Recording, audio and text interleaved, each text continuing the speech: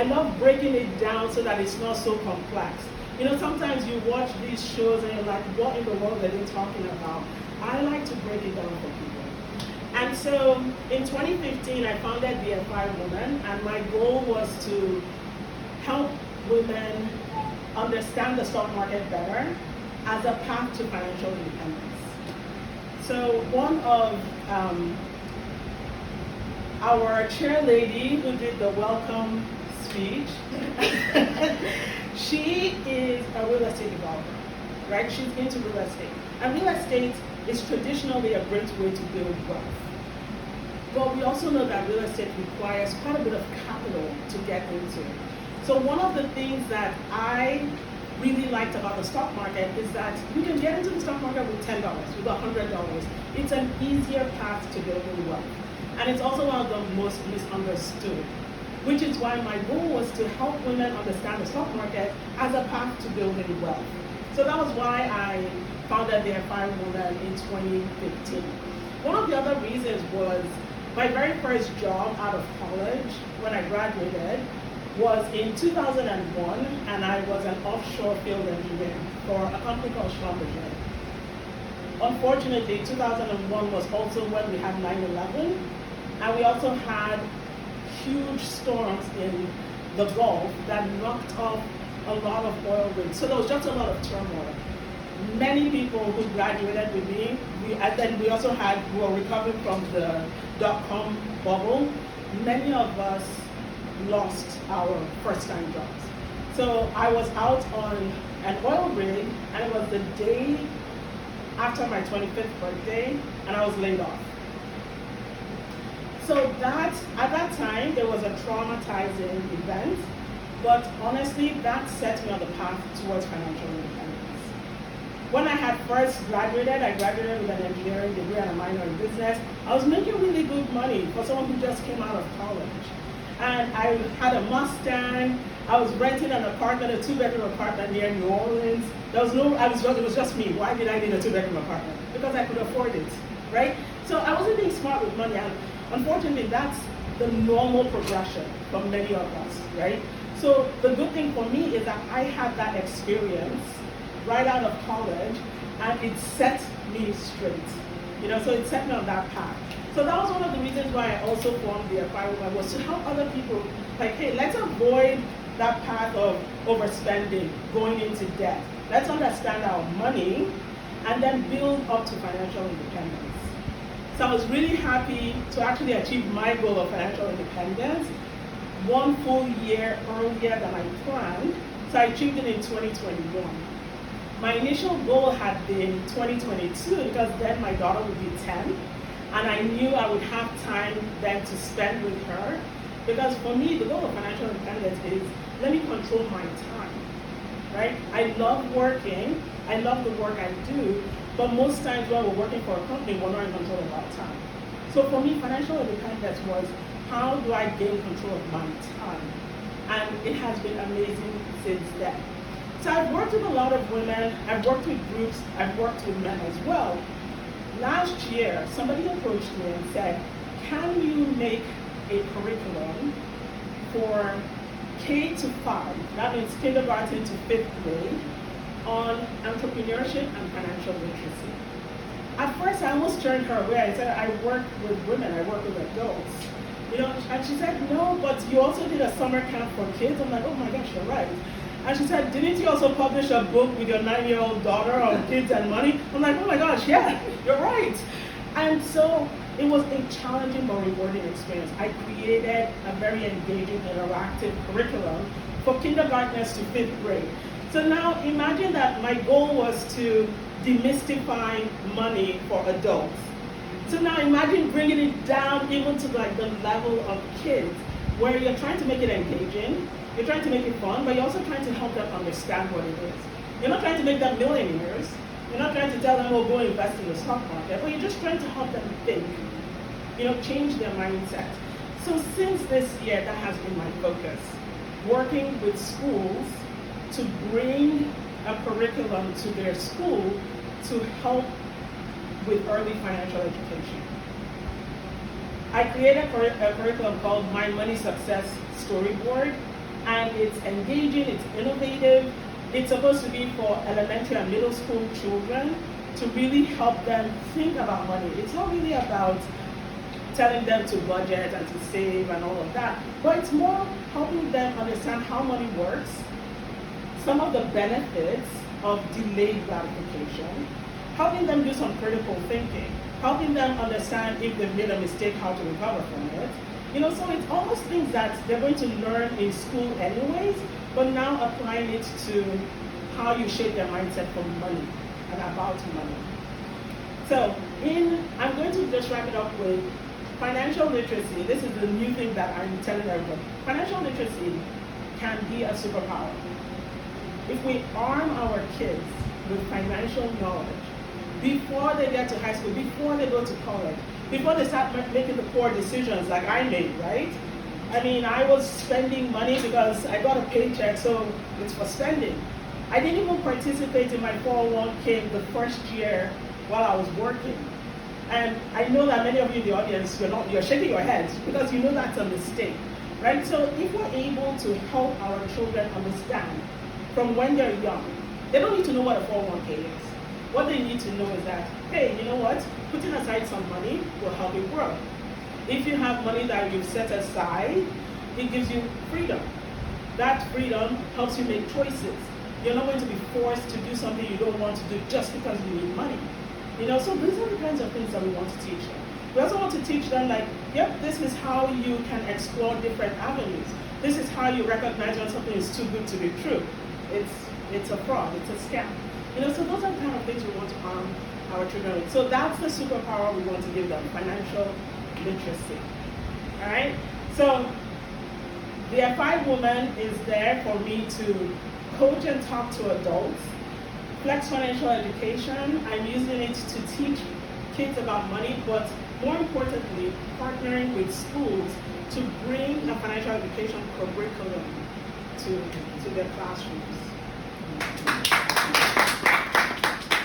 Who has questions? Questions for... Yes, please. I published 7 books. I'm just like Dr. Peju. It's like, we have so many books in us, and I also believe in self-publishing as well. So I only brought 2 of my books, but you can find them on Amazon, and there's so many, like for women, for adults, for young adults, kids going off to college, and then for young kids to learn about money as well. And how do they find it on Amazon? It's Your name? Yes, just my name. I want to take a picture before they do this. Or you know what? Can you take a picture of both of us holding each other's, holding our books? Please, sorry. Yeah, so you can find me by my name, Ramat Oyetunji on Amazon. One of my very first books was published in 2014, and it's called 50 Shades of Green. Yeah. I don't know if you all know when 50 Shades of Grey was all the rage. And so I was thinking, like, if people can, I'll pause for the picture. If people can be reading 50 Shades of Grey, they can be figuring out their money with 50 Shades of Green. Exactly. You said 50 Shades of Green or Grey? Green. What is 50 Shades of Green? Yeah. 50 Shades of Grey will take you somewhere very different. It was a bad, that was a book you don't want to read. Did you get the pictures? And then maybe one of just you, and then one of just me. Oh, Shabbat, can you hold both books so that we, yeah.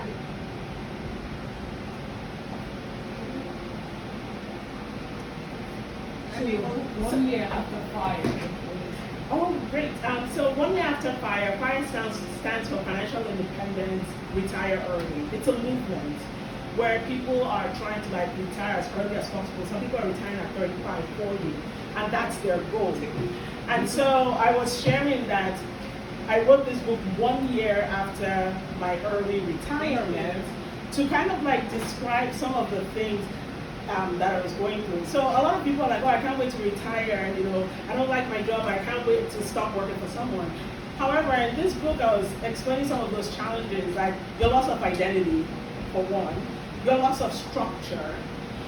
No one is making you do anything. So you're going to have to figure out your own routines. So in this book, I also share some of the joys. Being at my daughter's gardening, school garden, and helping her, and like we're doing like baking in the middle of the day. So in it, I just share 1 year after early retirement what my experiences have been. Any more questions? So, Thank you. so that we keep. Now, this year, you said you can find the books on Amazon. On Amazon, Ramat, R-A-M-A-T. And if you were to search up 50 Shades of Green, then you Make sure it's green and not gray. right. Then you would be able to get all your books. Okay. So, thank you so much. We really appreciate your talk. And those of you who are here, you can find her books on Amazon, Ramat Oyetunji, or just search for one of the books, 50 Shades of Green. Yes, 50 Shades of Green. And then from there, it will take you to her other books. Now, we have the next speaker was supposed to be Mrs. Bola Saka, but she called me. She was called to work. So at the end, I'll just show you a video of her store. But she has an African store just about 10 minutes away from here. It's in Norristown, and it's a very nice place to park, everything. So I'll quickly show her video, but well, should I show it now before I do that? Okay. So we'll have to turn the lights down, and let me see how to show.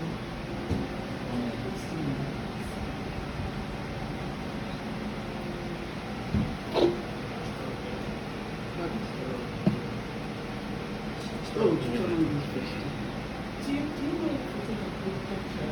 Yeah, I have to before leave you in like leave. 5 minutes, yeah. Oh, so you won't listen to mine?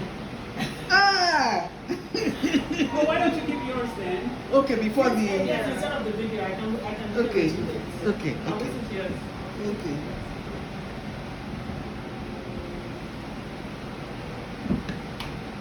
So I'm doing my presentation before the video for but okay, my name is Olufemi Williams.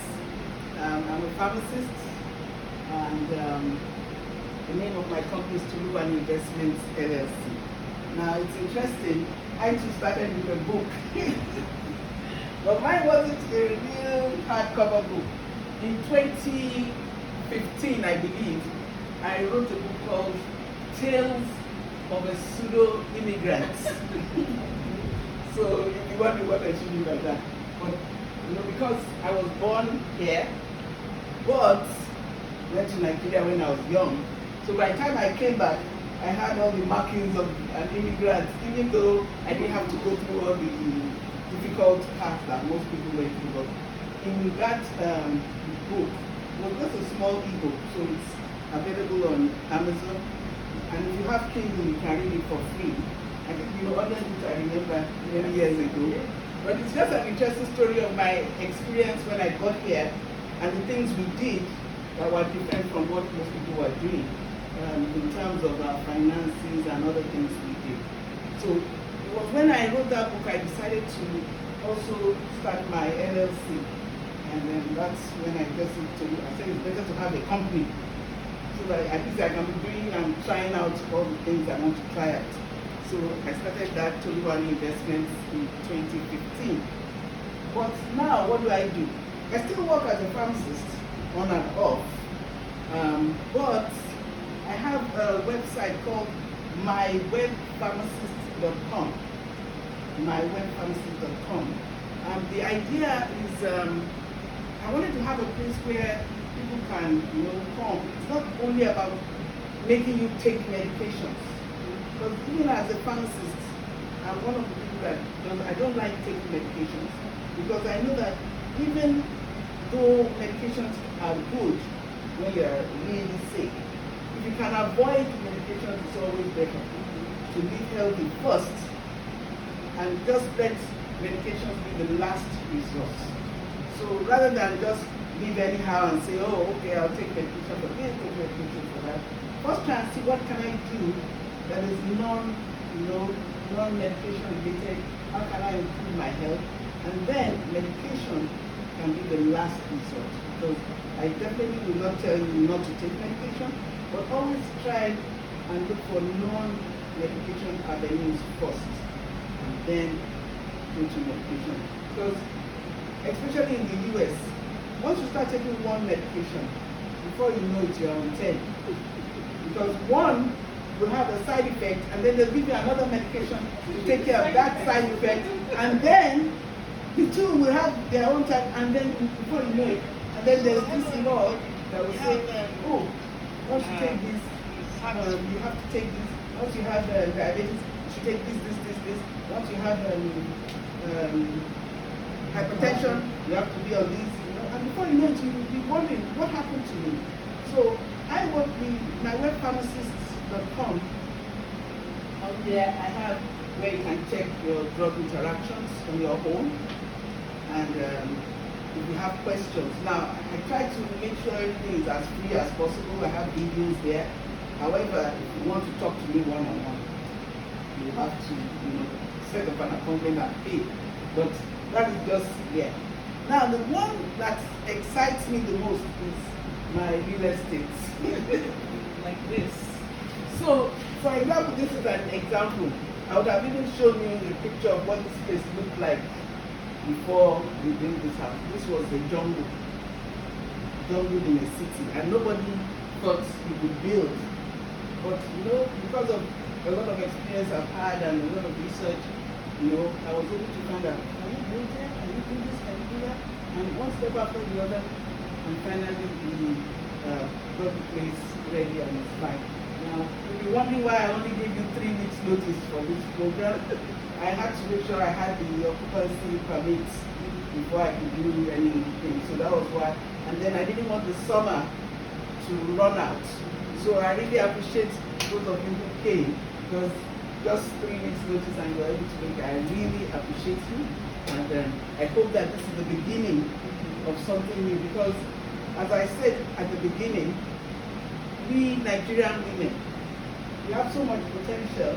A lot of us are struggling with different ideas on our own, but we should be able to come together and network and see how to get ourselves, our services and our businesses out to other people, not just a small group, but even non-Nigerians can patronize us and learn from us.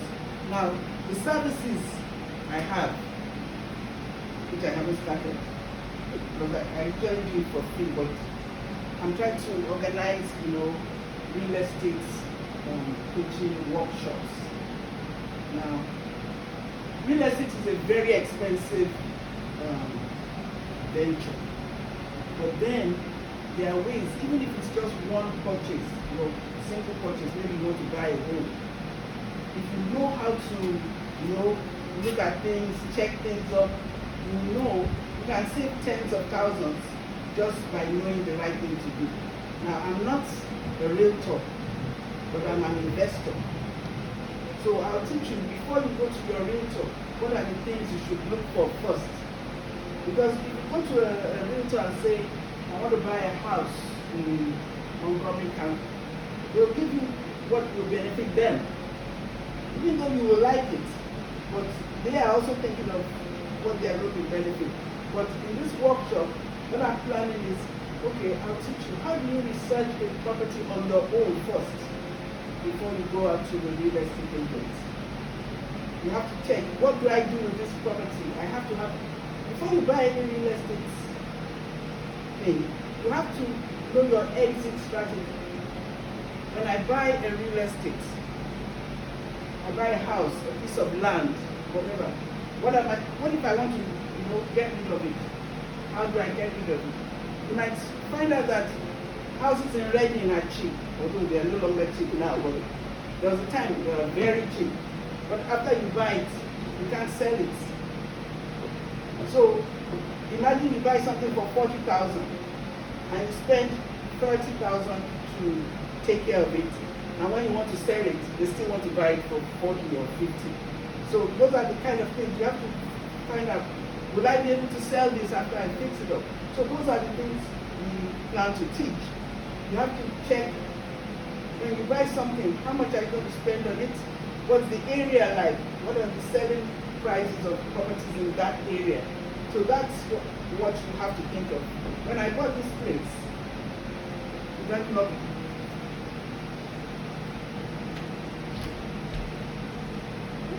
I'm inside.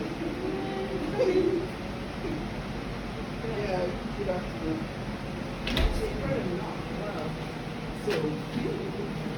So those are the kind of things we want to teach. So we'll do like a one-day workshop, maybe just $100. If you can get 10 people to attend, you just do a whole day workshop. Now it's not going to teach you everything about real estate, but you know, if you're just buying one property or you want to buy a lot of properties, because I've done all kinds of things. Can you imagine in this county I bought properties for $500? 500, 500, not 500,000. $500. Although it's difficult to find that now, but you know, through a lot of research, and I did it more than once. So what did you do with the properties? Well, there was one I bought for 500, actually two side by side. The first time I bought the 500 one, my real estate agent sold it to the neighbor for 10,000. Wow. Yeah, so I just took him there and he left his card for the neighbor because it was just a piece of land. So the neighbor bought it 10,000. There was another one in the same area which was much bigger, but I couldn't sell that on time. So after that, I sold that one for I think 5,000. But that one I had to hold for some time. But the one I sold for 10,000 was just within a few months. So that's another strategy. There was another type I bought. That one I bought for 1,000, I think 1,100. And after the person who thought he owned the land, he thought he owned it. So when I got it, I was now trying to survey it, and he said, what are you doing? I was asking the people, and he now found out it wasn't his land. So I sold it to him for 11,000. That one I got for 1,000. So, but those ones are much more difficult now because I think people have been wise to it now. So I can't struggle. I always try to do the kind where I don't have to fight with anybody. So, but for example, this place, I was looking, I had some money. So I said, let's see what's going on in the world. And I have a way of researching properties. I know how much I have, so I will now research. And I found out that there was this piece of land here for 50,000. I said, how can there be land there for 50,000? There must be something wrong. So I started researching, because I have so many ways of researching. And then I now realized, okay, they don't have water or sewer or anything. Okay, but then that's not enough reason for you to have been here. So I checked the history. They had tried to sell it for 80,000 some years before, and maybe nobody bought it, so they brought it down to 50. So, and part of what I'll be teaching, even if they say something is $1, you should think, why is it $1? What can I do with it? What would be my exit strategy? So when I saw it, I said, look, it's 50,000. If they don't have water, they don't have sewer. That's a big thing. So first thing I called the township. I said, okay, before I called the township, we wanted to see the land. Where is it? So there's another way to try and find out where the land is. Because when you see it being advertised, you might not know where it is. So Timothy and I, we were looking for the land. We went, because the address wasn't really good. So we went to look for it in one place that had the same street name. We looked around, there's no land in this place. So I went back home, went to bring up the map of the township and all those. And then I saw where it was. So what I did was, I looked for a house nearby and used that to, the GPS. So when I got here, of course, it was a jungle, tall trees. So I called the township. I said, there's a land for sale. Is it buildable? But you have to, and sometimes you have to email so that it's in writing. And they said, yeah, you can get water and sewer there. So I said, okay. So I started from there. Then I called the agents. That's another thing I will teach. You don't just call any agents. You have to call the agent who listed it. So I called the agent who listed it. I said, there's a land for sale. He said, yes. He said, she said it was 50,000. So I offered 20,000. I said, I don't think they'll take that. Okay. So she came back and said 22,000. So now the reason I bought it was I thought, okay, in case there's any problem later, at least it should be something you can afford to lose. You don't want to, and I checked the taxes, it was maybe $100 or 100 and something. So I said, okay. So even if I get stuck with it, you have to think about that. Then I also looked at the houses nearby. Because if you buy land and you build a house, imagine if you go to probably West Philly and you buy land. Now, even if you build a beautiful house in West Philly, how much can you sell it? You have to think about that. So even if they are selling land in West Philly for 5,000, the same amount of money you spend there to build a new house is the same amount you build it in a nice place. So you have to think about that. So I looked at the houses around 50,000. There's even one in that corner, 900,000. So I said, okay, so at least, even if I should be able to, build something that's nice. Even though I wasn't planning on selling, but what if something happens and I have to sell? What is this place worth? So those are the kind of things that I intend to teach in a workshop. That this is how you find all this information. Everything is public knowledge. You don't have to know anybody.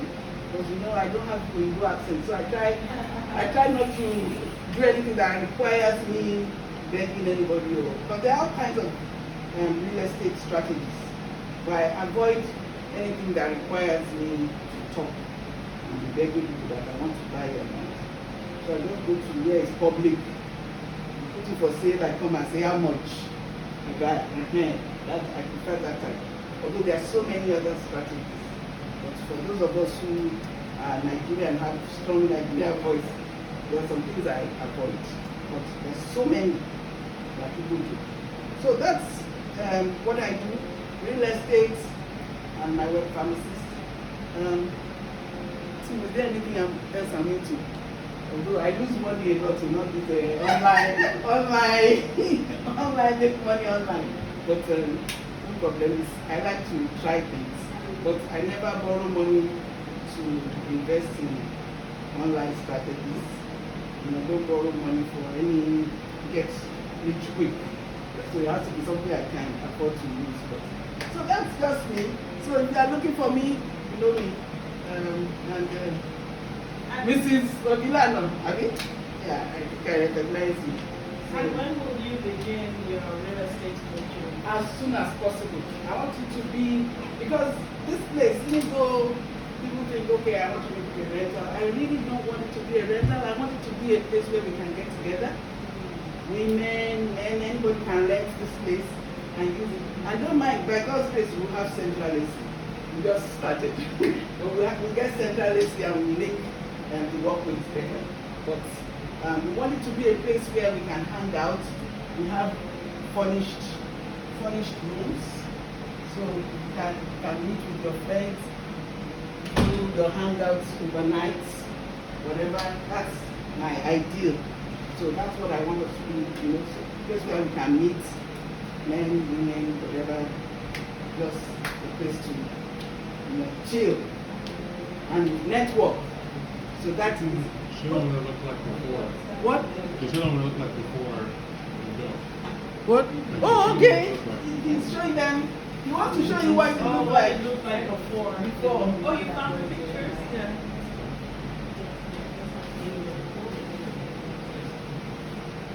That's the parking lot. No, this is the parking lot. No, so this was it. Should we turn the light? Yeah, turn the light off.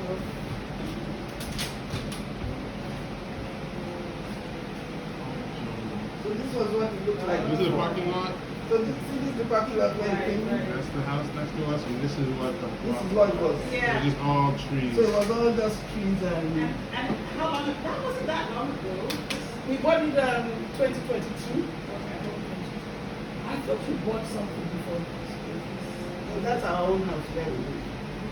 Yeah, the house where we live too is the same thing. We bought land and we built it. But this one is recent. This was 2022, November, I think. And then, no rush. After, I think, 2023, we cut the trees. And of course, there was so much encroachment. So, because most of the people thought nobody could do anything on the land. So, some people encroached. So, but I didn't quarrel, I was just trying to tell you that, for example, somebody had a whole shed in the backyard. When I told him, I've had the shed for 30 years. Of course, this is by text, but you know he's angry. And he can call his lawyer. And this is, I said, I know you can call your lawyer, but you see, isn't it easier if you just talk? Because if you sue me, I'll have to counter sue you. So we texted back and forth. And then we wanted to have a meeting, but then I said, Niger, I don't want to come and talk with any Igbo person. So I told him I'll do FaceTime. And then he didn't respond. So when I was now ready to build in 2024, 25, I now said, how far would that your shed? He said, you can have the shed. And that's what he wanted to tell me before. I think he just cooled down because they must have told me we are on her land. Because I even showed him all the pictures. And but it had been built a long time ago because they thought it was bush. So everybody felt like my neighbor here, he has a swimming pool.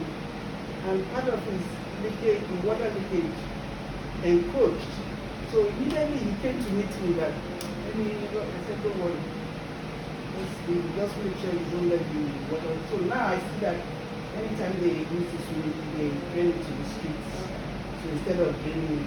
So, did you, I don't remember if there was a fence. Did you fence it? I'm still waiting for I'm not fence, because I have 8 neighbors. I have 8 different neighbors. Because it's their backyard. So I have 8 neighbors. Most of the people here are renters, most of the people here are owners. But everybody has, some look at me, some say hi. But it's nice. I like the area. I so love it because it's close to everything. Right, and I mean, the fact that that shopping complex is right there is also And there's even another Plymouth mall. Okay. A small mall down. But I just like it. I said, okay. After when I can't climb stairs again, in my retirement. But I like the place and I like it for us to be hanging out and having programs. But I love doing everything little by little. So, real estate, the coaching and the question, how soon? As soon as possible. Because I'm always available weekends. Why don't we ask to see an interest in anybody be interested in that? Doing coaching. And especially for younger people, because a lot of us older people already have what we. But if you have somebody who is young who wants to go into real estate investing, or just buy your first house, so that you can let the person know, is it worth, because I remember somebody sent her daughter to me to talk to me. So I did that fee, but normally those are the kind of things I charge for. The daughter is single, and she wanted to buy a house somewhere in New Jersey, big 3-bedroom house. So I said, what are you going to do with it? Because remember, once you buy the house, you're going to be paying taxes, you're going to be, and this is a cold place. So that means when it's winter, you're going to be heating the whole place. I said, are you going to be renting out the other 2 rooms? She said, no. So I said, why do you want a 3-bedroom house in New Jersey? It was a new development, and that's another thing. Nowadays, I don't think you could say because you have a good job, you should buy it. My story. It's getting worse now. So you shouldn't just buy a house, and because the banks, once your house is nice, they are ready to take over quickly. If it's not nice, of course, they don't want it. But if it's nice, they want to quickly foreclose and resell it.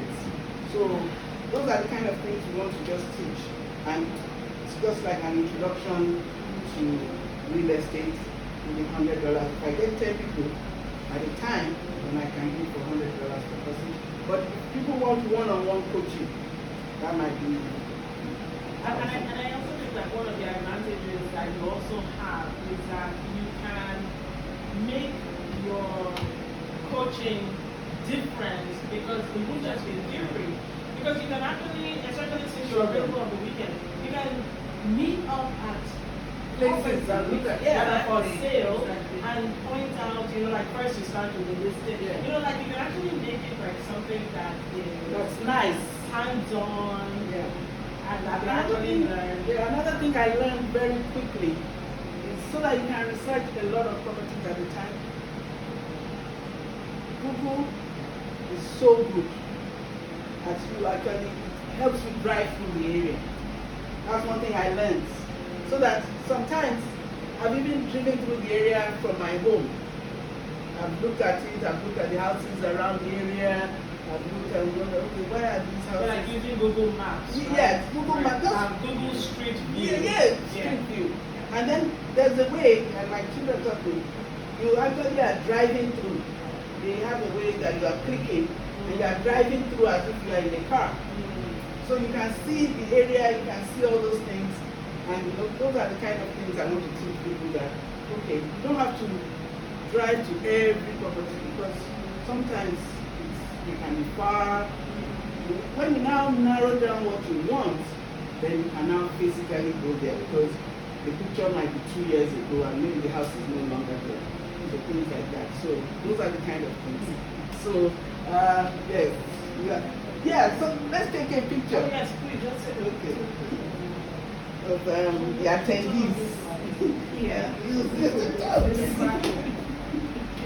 So turn off the lights. Tim, you help us. Yeah. So and I know